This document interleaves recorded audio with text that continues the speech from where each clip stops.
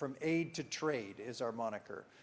From sovereign debt and World Bank loans to agreements between corporations, partnerships, business-to-business linkages, greater opportunities for U.S. businesses to play in African government tenders and thus broadly support Africa's growth.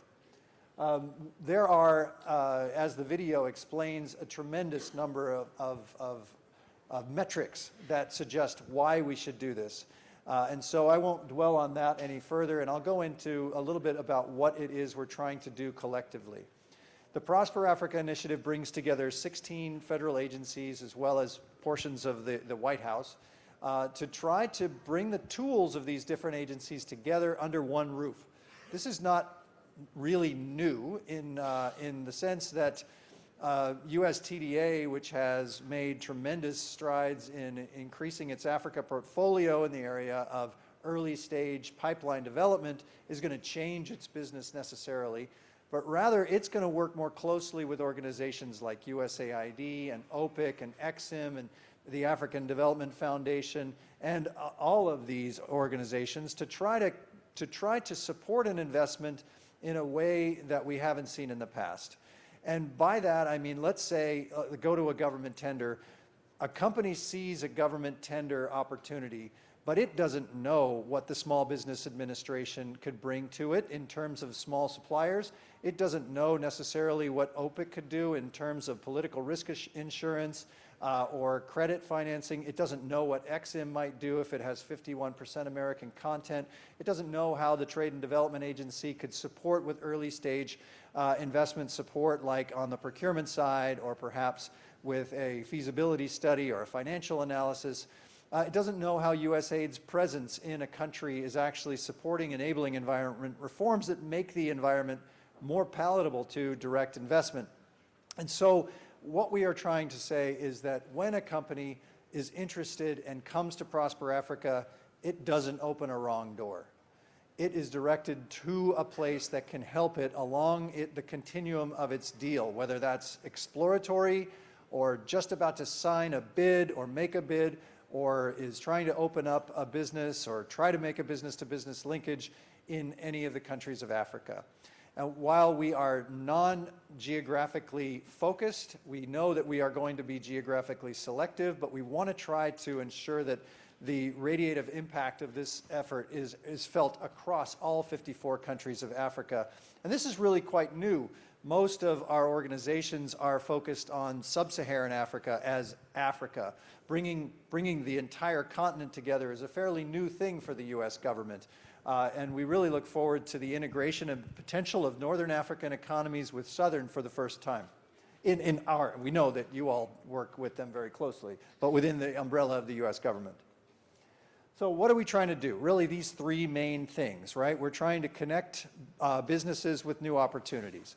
We're really hopeful that the efforts of the U.S. government here and through the coordinated efforts of all these agencies, we're going to be able to support business-to-business linkages in new ways that we have not been able to in the past.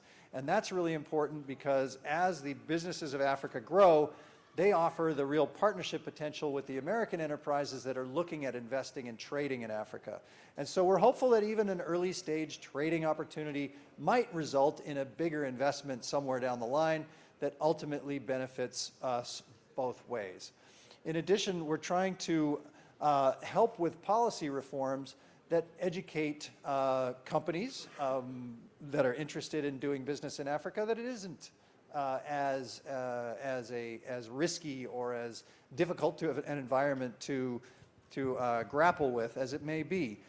Through our journey over the last year, we have found quite a number of American companies that have told us that the risks that we hear a lot are really just perceptions. There are issues, of course, and the policy reforms that organizations like the Department of Treasury, through its embedded advisors, or USAID, through transaction advisory assistance or policy assistance, is trying to help. But there are tremendous opportunities, and we heard from Cote d'Ivoire what it has done to try to improve the knowledge base among investors in foreign nations so that they start to look at Cote d'Ivoire. And so again, applause to you for doing that. Furthermore, and along the lines of that demystification side of the equation, I mentioned earlier that we're trying to shift from a debt to an FDI presence for American companies, American diplomatic efforts, American government efforts to try to support, trillions of dollars of investment that could come through FDI channels, recognizing that there will be needs for governments to engage in debt-related financing, but we want that to be at a much smaller level. We want to see that that share of Africa's overall economic spending go down in favor of real lending. And so, what do? We're trying to help modernize the way we do business internally. We're trying to facilitate transactions, and that's from soup to nuts, all the way anywhere from exploratory to helping a company realize its interests once it's actually made a trade deal or once it's invested. And finally, that policy reform at the back end. And if I had a little more time, I'd go into that more, but maybe leave it for questions and answers later. What does this mean? So outward focusing, we have the Department of Commerce's U.S. Export Assistance Centers. These, in many cases, are co-located with SBA's Small Business Development Centers. We have not, as a government, linked them up with the intelligence that is being generated on deals by USAID and Department of Commerce's foreign commercial service officers and embassy officers to be able to bring that information back to the States so that a small business that supplies something that could be really important in a value chain for an investment in, pick a country, Cote d'Ivoire, let's use that as an example, understands that potential and can get that product into a bid or into an opportunity, and we want to seize that market. And this is going to be difficult territory for the U.S. government because each agency has its mandate. So opening that up, cracking that shell is a little bit difficult. But I have to say, over the course of the last year and working with these fine colleagues of mine, it's been extraordinary how interested and ambitious all of them are in trying to get this off the ground. In Africa, we've got a lot of success bringing African products to the American market, and we want to continue that. We want to amplify that using the general system of preferences as well as the expanded list of duty-free imports that can come under the Africa Growth Opportunity Act, or AGOA. And we also want those trade and investment hubs that USAID has been operating for years to expand to multi-agency platforms that can not just try to help an African exporter, but could also create those business-to-business linkages or serve as a locus for investment opportunities. That's all going to be new and different as well. So I breezed through that very quickly because I know we're up against time. I'm happy to take questions and answers, or try to provide some answers later, but let's get to some of the other panelists so we can move through this presentation and ultimately get you all to lunch.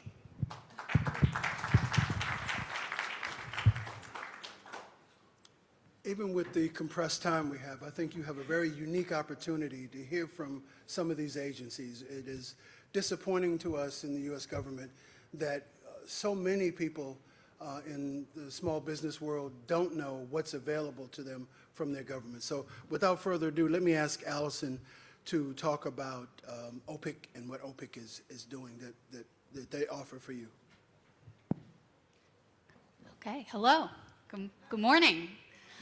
Very nice to be with you all today. In the interest of time, I'm just going to take about 5 minutes and give a brief introduction to who we are, the Overseas Private Investment Corporation, or OPIC, and tell you just a little bit about some big changes coming our way to our organization. But first, a little bit of background for those of you who may not have heard of our agency before, despite the very strange sounding name and the fact that we have the words private and corporation in our name. We are neither. We are a U.S. government agency, so like my colleagues here on the dais, I am a federal employee, and our mission is to mobilize private sector-led investment into emerging market countries. More specifically, we accomplish that mission by providing a range of financial products, namely financing and insurance. And I'm going to talk about both of those products briefly in just a moment. But first, to give you a sense of scale between our financing and insurance products, in total, we have presently a portfolio outstanding of about $23 billion, spanning 90 countries. So we are not Africa specific. We are a global agency working not only in Africa, but in Asia, the Middle East, Eastern Europe, and Latin America. Specifically to Africa, Africa represents about 25% of that portfolio. It's our largest exposure regionally. And we have investments in more than 30 countries, and very diversified, not just by country, but by industry as well. Agriculture, manufacturing, infrastructure, energy, transportation, and et cetera. To briefly profile our two main products, because of those of you sitting in the audience who represent a company, these are the two ways we can be helpful to you. First is that we provide financing, as I said, but specifically loans and loan guarantees. So if you are, let's say, a processor of an agricultural commodity, and you're looking to scale up your operation in Côte d'Ivoire, you need to invest in property, plant, equipment, some working capital. And you're finding it difficult to find a commercial bank able to provide you with the size of loan you need, or perhaps the repayment tenor. We can provide a direct loan to help fund a percentage of those costs, usually anywhere from 50 to 60% of that cost. And we do it with a long repayment period, typically anywhere from 5 to 20 years. We work not just with companies that are looking to scale. We can also work with companies that are looking to expand into Côte d'Ivoire, so to establish a new venture in the country, or perhaps to enter into a joint venture with a local partner. We also work with banks and non-bank finance companies that have lending operations and are looking for capital to help grow their loan portfolio. We're particularly interested in working with banking and finance companies looking to expand their lending into underserved or unbanked communities, particularly in rural areas, women-owned businesses, or women consumers. So financing is the first thing we do. And then the second thing we do is we write political risk insurance. So sometimes it's not even the reality of political risk, but as Mr. Dunbar mentioned this morning, it's the perception of political risk. And so what we do is we offer a tool called political risk insurance that U.S. investors can take out from OPIC, and it gives them some peace of mind. So for those investors that are new to the country, new to a market, may not be familiar with the regulatory climate, this gives them an insurance policy that would compensate them if there were an event that resulted in a loss to their investment. So again, these are both tools, the financing and the insurance, that are meant to help investors that otherwise might be hesitant to move into a new market to consider expanding their presence or entering a market. As I said, there are some big changes coming to our agency. Last year, the U.S. Congress passed some legislation called the BUILD Act. And the premise of the BUILD Act is to modernize the way the U.S. government does development finance, something that we've not done or made much adjustment to in more than a decade or so. So there's a lot I could tell you about the BUILD Act, but in the interest of time, I'll leave you with three things to keep in mind. The first is that the BUILD Act aims to double the portfolio we have at OPIC from 23 billion to as much as 60 billion. So it's really aiming to help U.S. companies in particular grow their presence in these markets like Côte d'Ivoire. Second, the BUILD Act gives us some new tools to be able to double our global portfolio to 60 billion. It gives us not just the authority to write loans and political risk insurance, it also gives us the authority to invest equity into companies and projects abroad. It also gives us grant and technical assistance capabilities to support our clients, and it gives us the authority eventually to lend in local currency. And then the third thing I'll tell you about the BUILD Act is it's going to result in a change to our name. So while our name gets longer, our acronym gets shorter. So our full name will be the United States International Development Finance Corporation, but you can just call us DFC. So the DFC, we hope to launch, if not later this calendar year, then early next. You can, and I hope you will, take my business card before we both part today so that we can stay in touch. And I'm certainly happy to answer any questions as time permits. Thank you. Okay. Thank you, Allison. We're all very happy that the Export-Import Bank has been re-energized, and I want to ask Nicole to talk about what they're doing now and what they intend to do in the near future. Hi, everybody. My name is Nicole Woods, and as Gregory mentioned, I'm with the Export-Import Bank of the United States. We are the official export credit agency for the U.S. Now, I want to start with saying, although we have the word import in our name, we do not finance import. We focus on exports. So as an export finance agency, what we do is we help U.S. exporters to compete overseas when they're exporting a product or a service. We help them to win deals, and we do this through our export credit insurance and our working capital loan guarantees.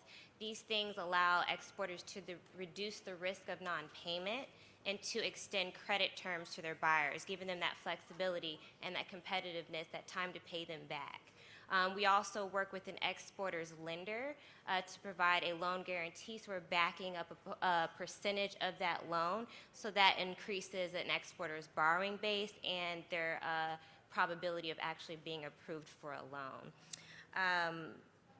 And so with that, we're not only allowing U.S. exporters to secure financing, but we'll also work with their buyers in foreign countries to secure financing so that they're able to procure U.S. products and services. And as Gregory mentioned, we did just get our board approval this year, so we're able to do transactions above 10 million.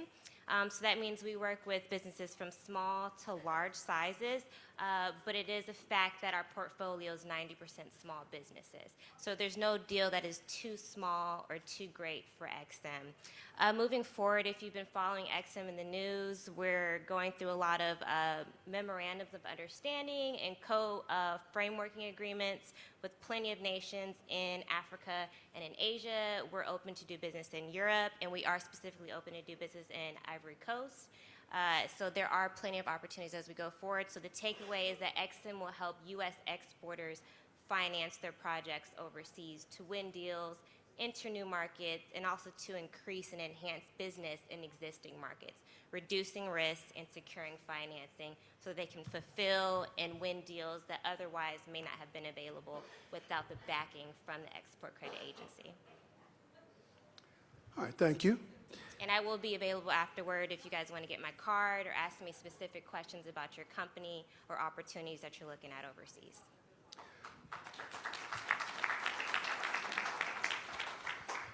I don't know how many of you are aware of the U.S. Trade Development Agency, but it plays a critical role in our effort to increase two-way trade and investment.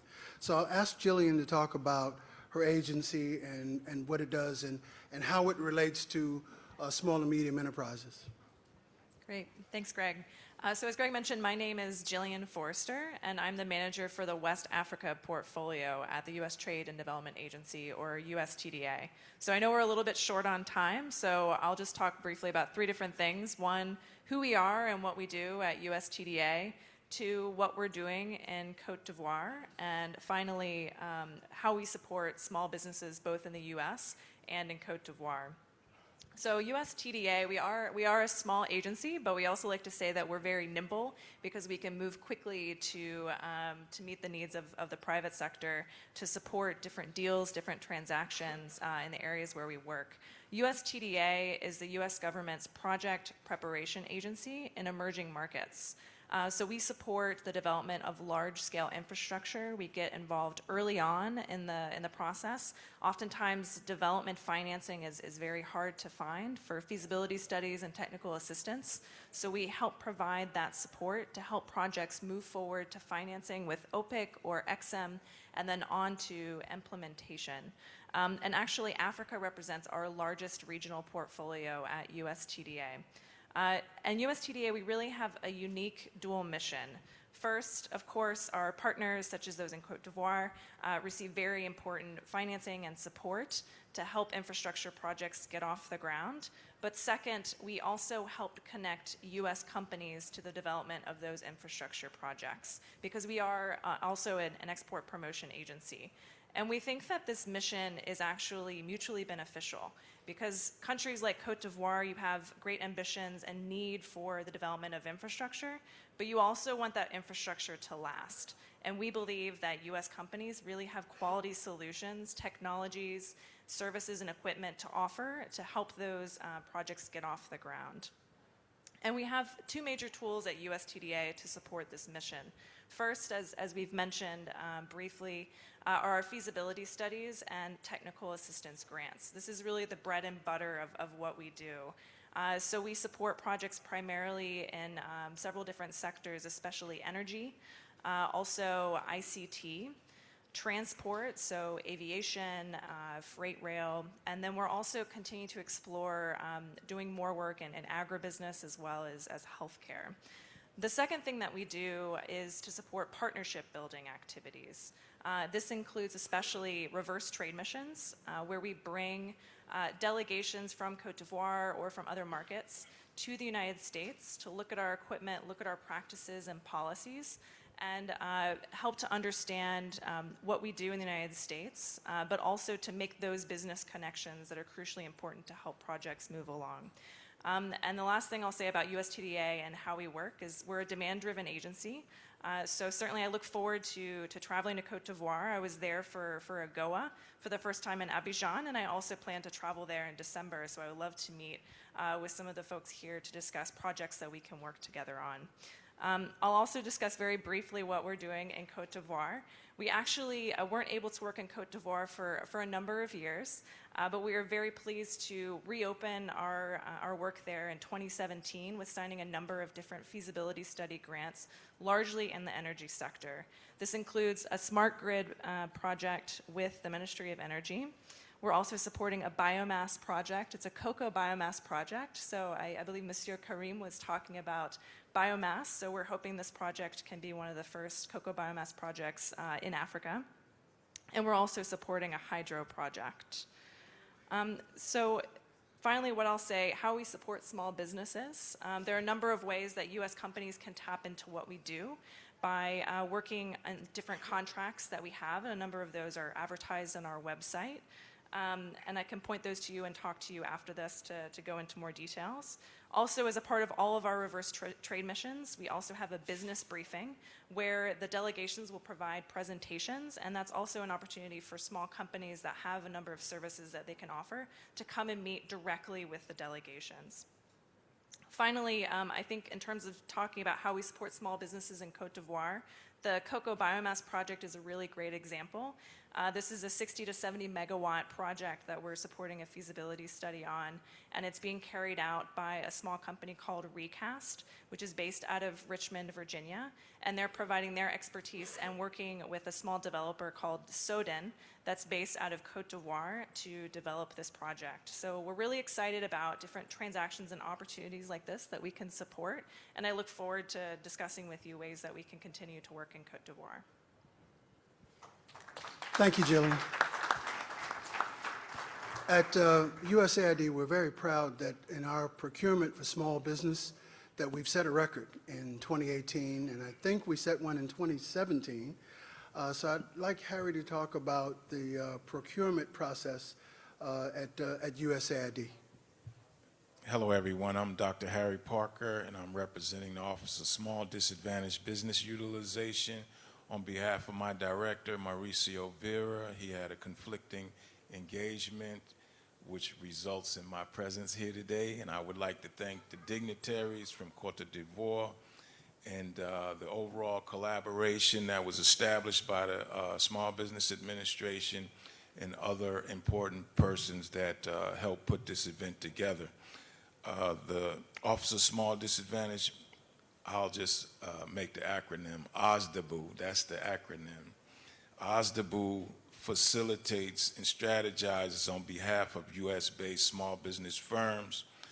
USAID does the bulk of its work internationally, and through the strategies of the director, as an example, in 2015, $343,881,784 was awarded to U.S.-based small business overall, not breaking down the individualized socioeconomic categories, but this has increased to $783,174,936 in 2019 and is expected to grow. There was an initiative done through Congress to increase U.S.-based small business awards internationally, and with that, a strategy needed to be implemented in the agency that involved mission awards, meaning Cote d'ivoire has a mission, a USAID mission, and the pilot program implemented 16 countries in 2018. The initiative came out in 2017. In 2018, a pilot was implemented that covered 16 countries. In 2019, FY 2019, additional 15 countries were involved in that initiative. And FY 2020, which we are in now, all 62 missions are covered by that. And what it does is require the missions to establish a percentage of their contracts to go to U.S.-based firms, right? So it increases that opportunity. But USAID also has a mission of self-reliance. And when these U.S.-based companies carry out these contracts in these different areas, oftentimes it requires subcontracting with the local companies in that particular country, and the goal is to increase the overall partner base. So these are some of the strategies that the director was able to implement to increase the awards of U.S.-based contract opportunities, in addition to implementing the administrator's initiative to the Journey to Self-Reliance, which ultimately it connects with the overall theme of this particular conference, because it's looking at the countries that end up being self-reliant and not dependent on aid or any other mechanism in that respect. And I'll be here tomorrow for the matchmaking, and I'll be available to talk more in depth, about these initiatives and activities that the agency is carrying out on behalf of small business and international development overall. Thank you. Thank you, Harry. And last but certainly not least, we have Malvina representing the U.S. African Development Foundation, which is the newest of the agencies that has joined Prosper Africa. So, Malvina. Hi, good morning. My name is Malvina Gay, and I am the External Engagement Specialist for the African Development Foundation.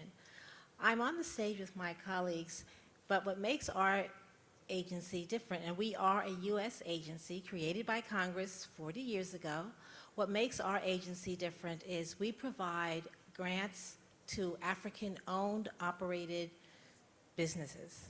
We provide grants for expansion, we provide organizational grants, and we try to work into the Prosper Africa theme by helping to prepare African businesses to become two-way trading partners.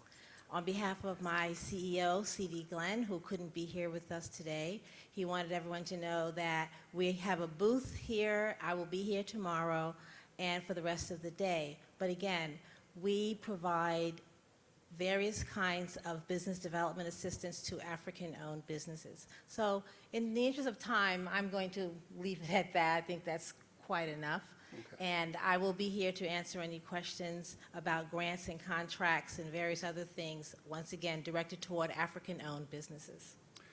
I'm told that, thank you, Malvina. And I'm glad you'll be around. What I'm going to do is, in the interest of time and getting the next panel on, I'm going to ask our panel if, when they leave the stage, if we could just go over to the right here.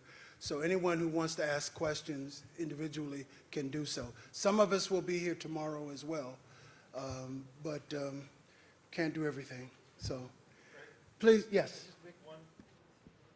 Sorry, I wanted to make sure that you all know that there is a two-pager that's outside on Prosper Africa. But if you don't get it, if you go to www.trade.gov/Prosper Africa, you can see more about our initiative. And this weekend, we are going to be putting some more information up on the internet regarding all the tools that these various agencies have. So if you're an African exporter and you're trying to get into the United States, or you're an American company and you want to invest or export to Africa, please go to that site, find that link, and find the agency that might be able to help you best. If you don't find it, contact us. As I said, no wrong door. And I also wanted to make a gratuitous plug and thank the minister from Cote d'Ivoire for all the ambitious reforms that you're undertaking. We can't do what we want to do unless you're doing that. So thank you very much. Thank you. Please let's thank our panel. And as they exit, they will come over to the right. And if you need to ask questions today, they will be around. And some of us will be here tomorrow as well. So thank you very much. Thank you so much, Greg. Thank you so much, panel. If I could invite the next panel up to the stage. This is the panel that we're going to be having before lunch.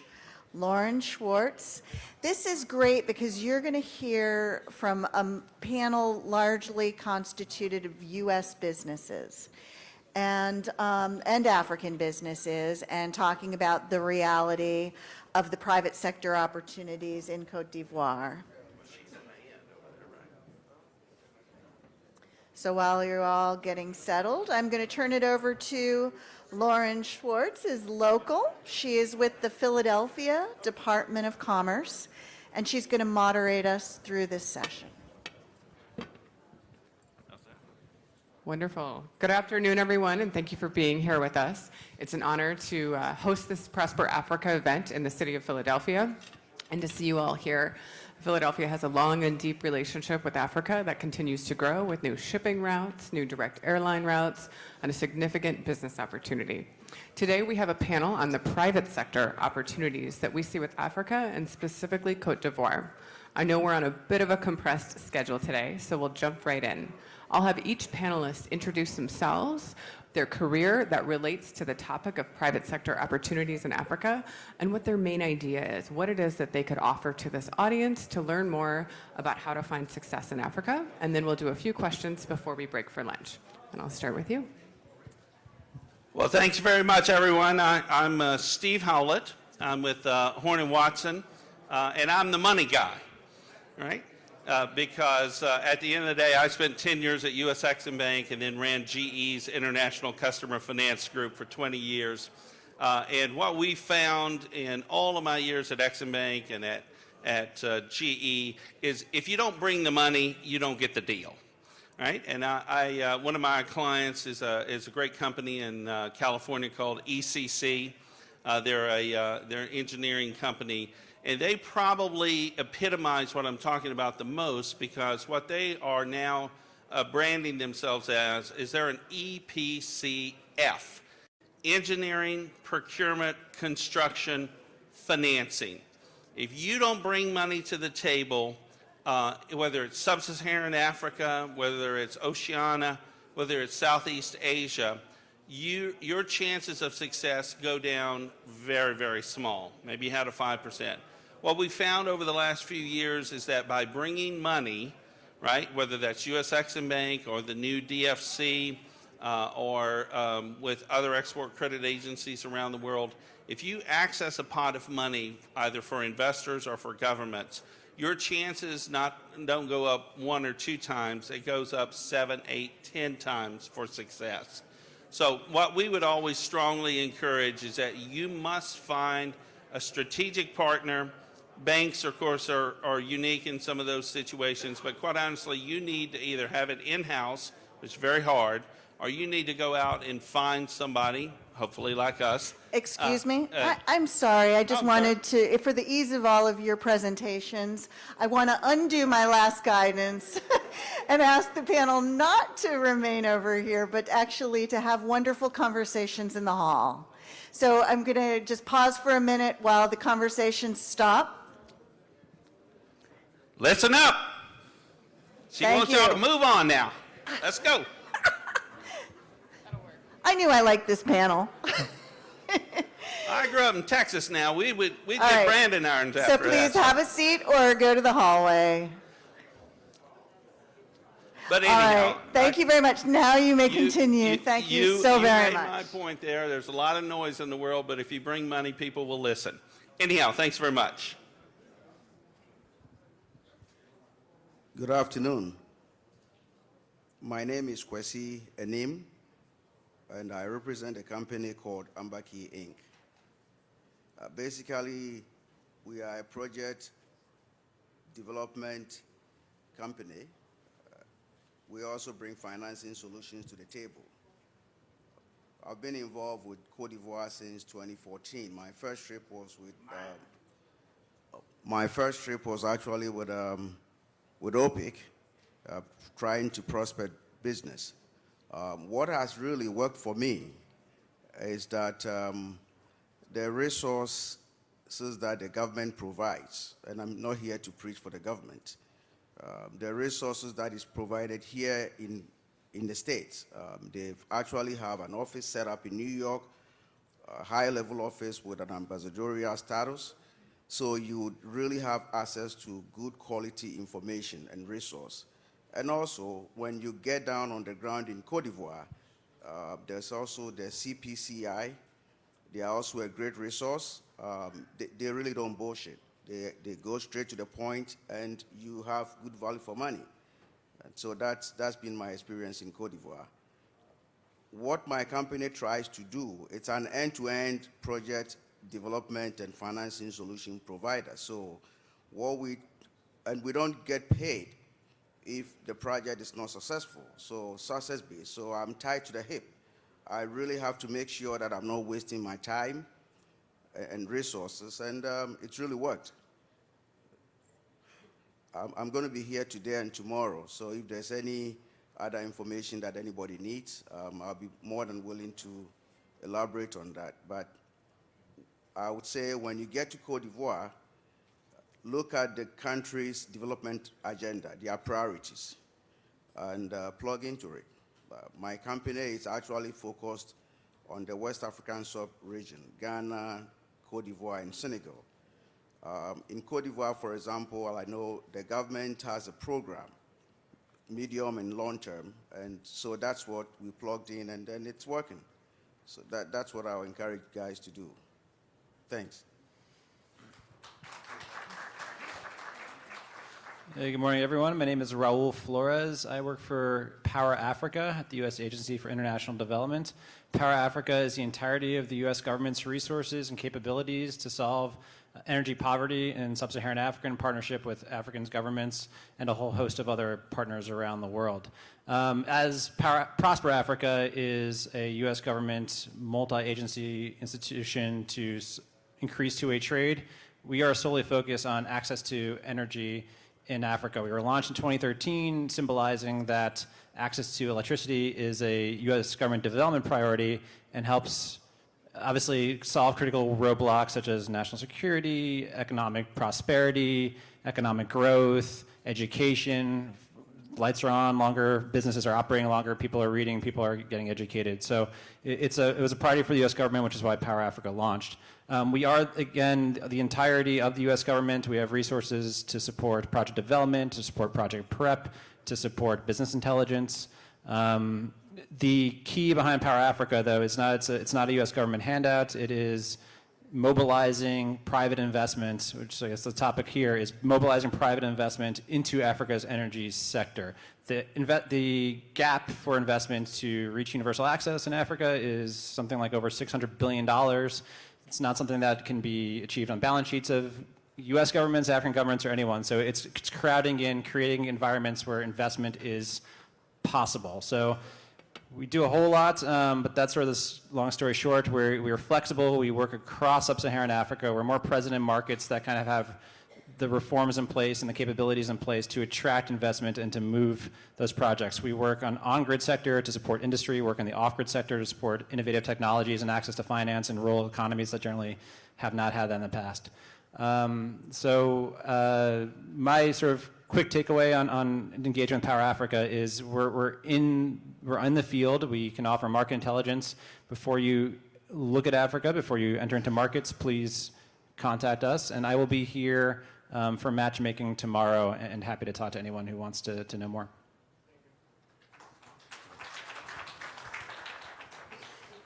Right. Hi, bonsoir. My name is David Hammes, and I'm with World Water and Solar Technologies, and we do exactly that. We are doing business in Côte d'Ivoire, and have been for this past year.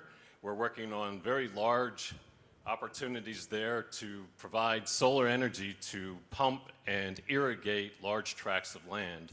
And we're doing that for the purpose of trying to provide offset the necessity to import some crops to the country and turn that into a net export of crops. And you may go on there. And you may go on again, that is me. But this shows in the center of that picture there, those circles are actually a satellite view of the Sahara Desert, where we are turning that green using pivot irrigation and using solar power to do that. Our expertise is doing very large pumps and motors that we power just with solar energy and being able to save significant cost in doing so. So that is one half of the company. The other is providing those portable units that are shown on the left there. You can go forward. Which is a division we call Quench, and that is sold like a franchise opportunity where individuals and entrepreneurs and anyone can purchase those units. They pump and purify water, and they can move anywhere in the world where there's sunshine. And we offer it like a franchise where people are selling the water at an extremely low cost, very competitive in a marketplace. You can go on. And being able to make a living off of doing that and learn a technology at the same time. So we're providing jobs, pure water, and we're providing power all out of the same little kiosk there that's mobile. So that's what our organization does. What we found in order to do business in Côte d'Ivoire is that it's extremely important to have representation there that's well connected and knows how to navigate the different government officials and processes and policies, et cetera, and to know that we have somebody that's in country that we can rely on to, as a liaison to create those relationships and be able to move our projects forward. So we're excited about that. We have a whole lot of projects because of the progressiveness of Côte d'Ivoire that it is paying attention to and taking significant action to address things like the agricultural sector and the power sector and the water sector, and that's exactly what we do. Again, David Hammes, thank you.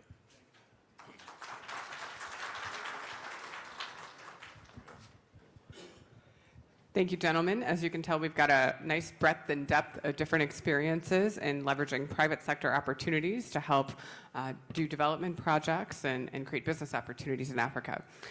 Considering our short timing and our setup here, I'm going to do a choose your own adventure question. Each of you, could you address either what you think the biggest challenge is in private sector opportunities in the market, or what's your number one recommendation of a tool? It could be something as simple as downloading a certain app for communication that everybody uses in this market, or something that you've seen is a key to success.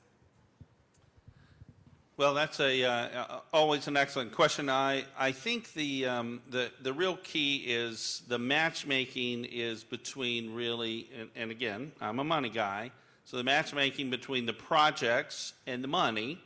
And the difficulty there is always various organizations, whether it's UKEF in the UK or US Exim Bank or OPIC or others, they have their own little criteria. The government has its own projects that it wants to do, and the private sector has its own projects that it wants to do. What you really have, though, is just a bunch of aliens trying to communicate with each other. And what you have to do is you have to have translations. So just like, you know, all of my French is really about fries, bread, and kissing. That's all the French I know, right? And so at the end of the day, I would have to have a translator. When you're coming into government agencies or trying to work with these things, you must have a translator. And so that's my big advice for someone.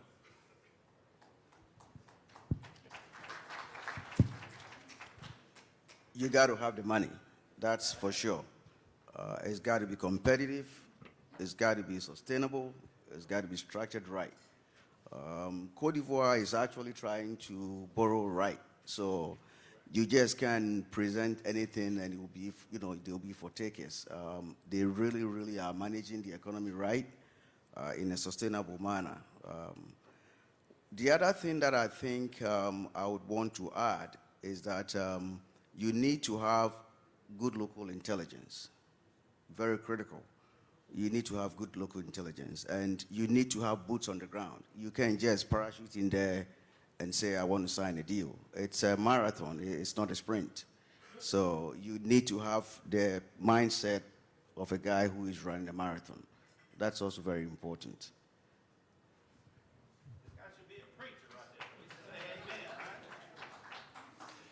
Yeah, so I totally agree with the panelists before. I think one of the biggest challenges is project development takes a very long time, and how to navigate transparency and different sort of rules and regulations and the vastly different economies of Africa are a challenge, especially for companies that don't have those strong partners and haven't done that before.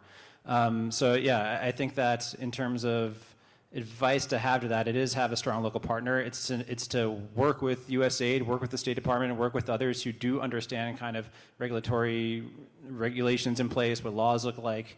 I think there's always a tough place to go between like setting up a team in country and knowing project development could take 2 or 3 years, 5 years, 10 years, and you spend hundreds of $1,000s that might not be recouped, versus being smart and kind of how you go about putting boots on the ground is another key criteria. So there are a host of challenges, but there are ways to navigate it intelligently if you have the resources and the know-how and the strong local partners and know who your government counterparts are and know where to go. So yeah, I guess that's it for me. Thanks. Yeah, I concur with everyone else's comments, and as I said a minute ago, having a representative there that is well connected to be able to navigate those processes it's key. It's important, and I think Steve could be my next best friend. Because our challenge is we can go out and create these relationships and get the rights to do these big projects and solve many problems. However, nothing happens until you have the money. So that is key, and that often holds things up when we develop a big project and we need project financing or what have you. Often we're challenged with going out and trying to find it at that point. So it's a big hurdle. And if indeed we have somebody that is experienced in some of these regions where we do business, that just makes it so much easier. And there are very few financial organizations here in the U.S. that are familiar with how to navigate that. Our company, fortunately, has been doing this for about 30 years, and we've been doing it in about 30 countries around the world. So we do have some experience in that regard, but nonetheless, every time you go into a new area, there's a new challenge, and it all comes down to the money. In our case, we're doing something very unique with our large solar-powered irrigation projects, where we're offering it as a water purchase agreement. So in the case where we're doing one in Côte d'Ivoire, the off-takers will actually just be paying for the water that we deliver through the solar energy. So they don't have the capital outlay. That makes it a lot easier. We still need the capital financing in order to fund a project like that. And on the export side, when we're doing our portable equipment for purification and offering that like a franchise type model, we need the financing for all of those units to get over there, that we build them here in the US and we need to export them. So the same challenge, having the right network and being able to navigate that.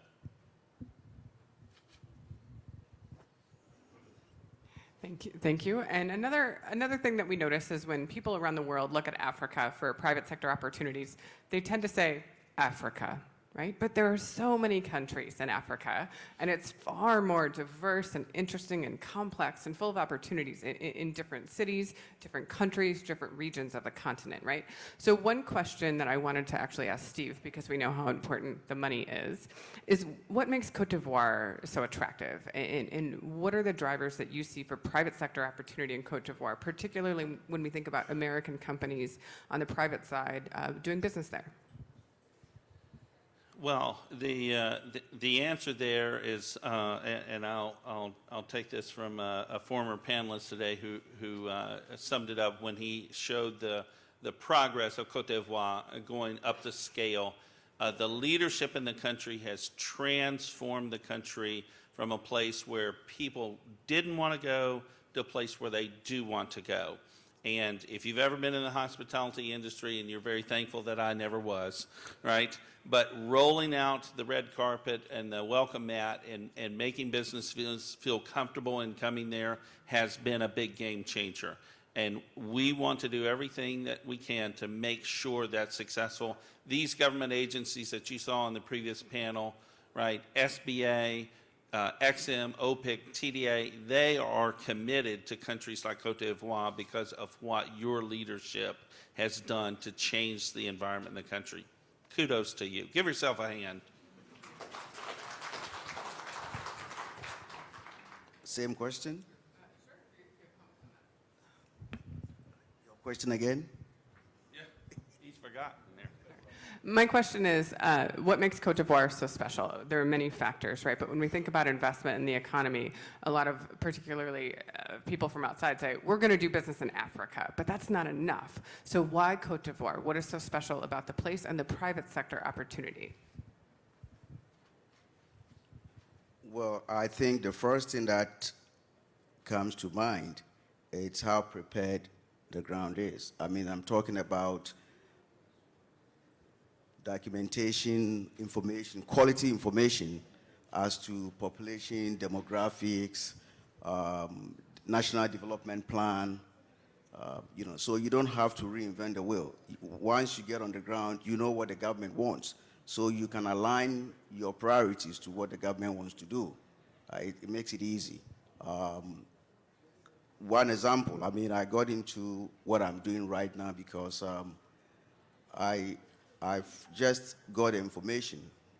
It was right there. I didn't do any research. It was just provided to me at a conference organized by the Ivorian government here in the States. It tells you the population. I think 70% of the population is actually less than 35 years. And they're going to be needing education and all of that. So I got into that. I mean, so that's the quality of information you got. And I think that helps.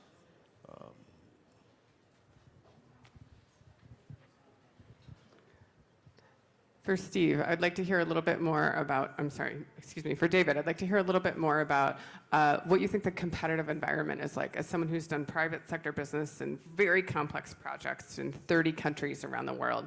In Cote d'Ivoire, who are your competitors from around the world, and how do you continue to be so successful? Let me see if this works. Yeah, it sounds like it does. Let's see. Yeah, from a competitive standpoint, there are other people that are attempting to do similar things, whether it's the solar energy sector or the agricultural sector, whatever it may be. So we run up against competition, usually from other countries. The countries have a presence there, and that's a challenge. And, I think it comes to money and making a high value proposition, not the cheapest, not the fastest thing you can do. So we bring something to the table that we've been doing for decades and around the world, and can stand behind what we do and our projects and our products, and that's what usually differentiates us and puts us on the leading edge. So yeah, it is very competitive. Nowadays, I believe the rest of the world recognizes the potential of Africa. There's no question about it. And all the countries around the world are competing for the continent's attention and business. And because of that, you're up against all sorts of competition, east, west, all over the place. Everyone wants to be part of the growth of Africa, and that was mentioned on one of the earlier panels. You're looking at taking 1 billion people and doubling that in the next few years. There's big opportunity there, and everyone wants it. So I think we need to be smart about how we go about doing that, and it's not just a free-for-all, although it seems like it a lot, and especially with the organizations that may not be as experienced or have any specific expertise. They're not going to win out in the long run. So, and to the point about what stands out about Cote d'Ivoire specifically, on an earlier panel again, there was citing 3 countries out of the 54 that are at the top of the growth and economic growth and advancement, and Cote d'Ivoire is one of those 3. So that's very attractive to us. And looking at the track record of growth and the steady growth, which you can attribute to the government and the policies going forward, I believe that it makes it easier for me to come to people like Steve and say, hey, I have a project over here, will you finance it? And if I'm in some of the other areas of the world where you don't see that growth and they're rated much below there, it makes it very difficult to do projects, even though they may be in need of projects. We can't help them, and it's very unfortunate. But Cote d'Ivoire is on the forefront of this, and it's fantastic. It's a great opportunity for us. So. I also think one thing that we need to stress here, if you lend in money, you expect to be paid back. In the past, most countries have been defaulting on their loans, even in their dire need. I mean, when Cote d'Ivoire was going through crisis, they never defaulted on their debt. So that's a big plus. That is a very big plus. Raul, you're in a position to help private sector companies facilitate opportunities in another complex industry of power. What's the one piece of advice or first step that you'd recommend to a private sector company looking to work in the power sector in Côte d'Ivoire? Yeah, I guess know the landscape of the market you're entering into. Know who's there. Know that's from both. Know the policies, so kind of know the landscape from both the country aspect, but also know the risk appetite for. It could be Exim Bank, it could be AFDB, it could be European banks, it could be really anyone. And I mean, there's different risk appetites for different markets. So kind of having an idea of the lay of the land, knowing the policies, the regulations, what you can and can't do. I've seen projects fail because they're trying to sell something that the government doesn't want, and you push and push and push, and then at the end of the day, it doesn't happen. So I think kind of, and if it's one piece of advice, it's for a U.S. company, for a company from here looking into those markets, it's if it's exporting, get to know your USIAC, get to know your government folks. If it's looking for market intelligence, go to the State Department, go to Power Africa, go to others, because there are resources to help and navigate that. At the end of the day, companies put their own money into it, and we don't make those types of investment decisions, but we're there to offer support. So yeah, I guess that's kind of it. Know where you are and know it's a resource to you. Steve, in terms of thinking about the risk and the challenges, and as the money guy, we'll just keep calling you the money guy. When you're reviewing opportunities, what is sort of the flip to the question that I just asked Raul? What is a common point of failure that you look for up front when you're reviewing a deal or an investment opportunity? What is a red flag that you see a lot that you wish you wouldn't see so often? Well, our good colleagues here all touched upon it, and that really is the project or is the country, is it credit worthy, right? So God bless them. I've done deals in Chad. I've tried to do deals in Congo. Côte d'Ivoire, you are no Chad. You are significantly better. And so being able to prove creditworthiness gets the people's money, whether it's the World Bank Group or it's Exim or it's private investors. If they have an assurance that they're going to get paid back, they're eager, because the money, the world is flush in cash right now. The Chinese are out there trying to take all their cash and all their money and sell you stuff that's not going to last, right? I had one of my favorite stories when I was at General Electric. We had one of our clients who had GE locomotives, bought 75 Chinese locomotives. The Minister of Transportation went out on the locomotive and it broke down 14 kilometers outside of the city. They had to send a GE locomotive to retrieve it, right? So be careful. Look for the value proposition, because that's what lenders are looking for, is the value proposition is, can you get paid back? It's a good deal. Any other comments on that topic? Sure, sure. All right, we're getting the 1 minute warning, so I'll ask my panelists if there's any burning last closing thoughts you'd like to offer. All right, we know we stand between you and lunch. Kwasi, did you have something? Again, I would say it's not a sprint, it's a marathon. And you got to stay focused. You have to have the right local partners. It doesn't necessarily have to be government. Especially in the private sector, you have a lot of good quality people, consultants, companies that can help you navigate. And you look for private sector people, not government. All right, we'll close on that, and I'd love to have you join me in thanking the panelists.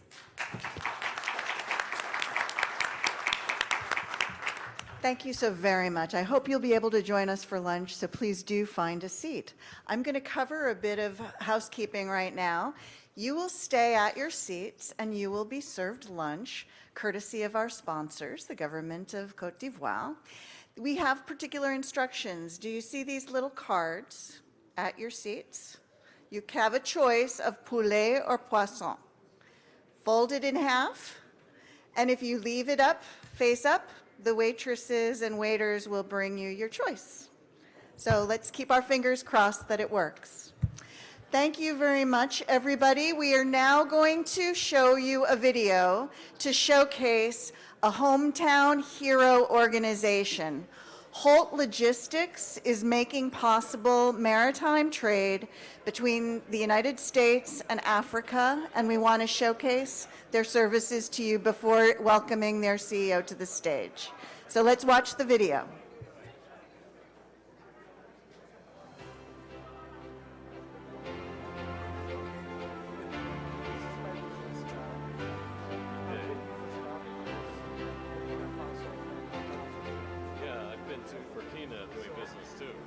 Holt Logistics Corp. and the family that has been behind its operations since its inception is an entire quilt of people, places, things, and activities that are based in and rooted in the Delaware River here in Philadelphia. In the past, their operations have been as far-flung as Puerto Rico, Jacksonville, Florida, and California. In 2011, Riverside Renewable Energy was born, a project which is still groundbreaking.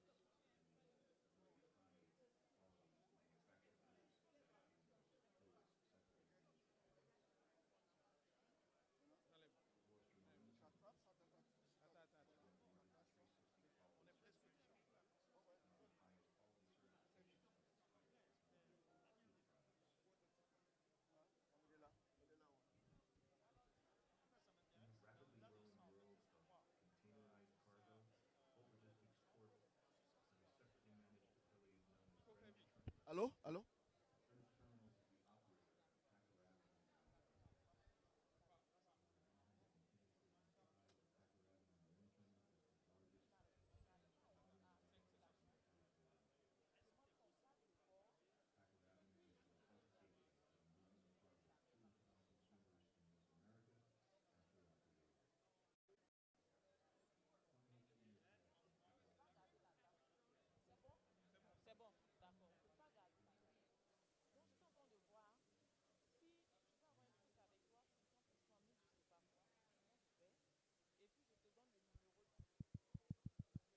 Allô, allô, tu m'entends? Parce que c'est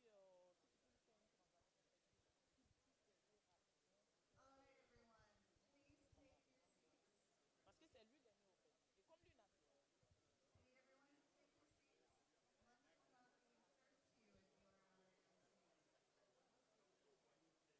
voilà. Donc je te rappelle tout à l'heure.